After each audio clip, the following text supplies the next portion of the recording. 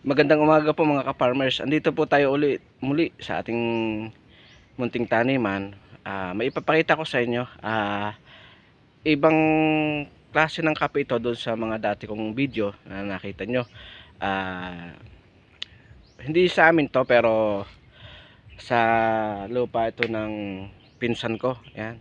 Ipakikita ko lang po sa inyo anong klase ng kape ito. Yan mga ka-farmers, ito yung isang klase ng kape dito sa amin, sa lugar namin. Yan, malalaki.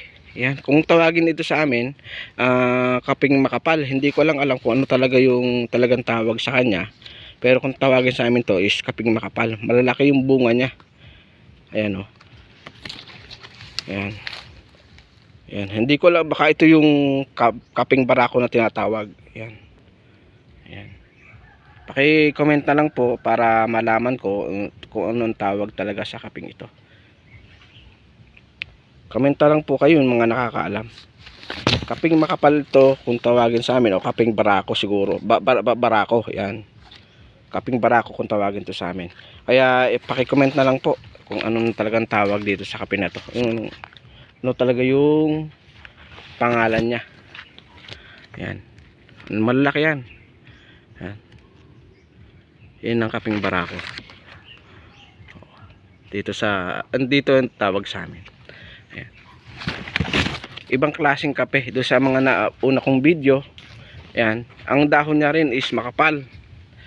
Makapal yung dahon niya.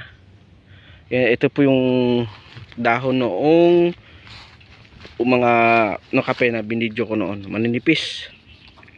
Ito po yung dahon ng kape na manipis na una kong na video. Kaya ibang iba dito sa mga dahon na ito makapal. Ayan. Kaya kung tawagin sa amin dito, kaping makapal o kaping barako. Kaya iwan ko lang sa inyo kung anong tawag. Yan. Sa mga nakakaalam, pa-comment na lang po kung alam nyo yung tawag dito. Yan. Yung mga ka-farmers.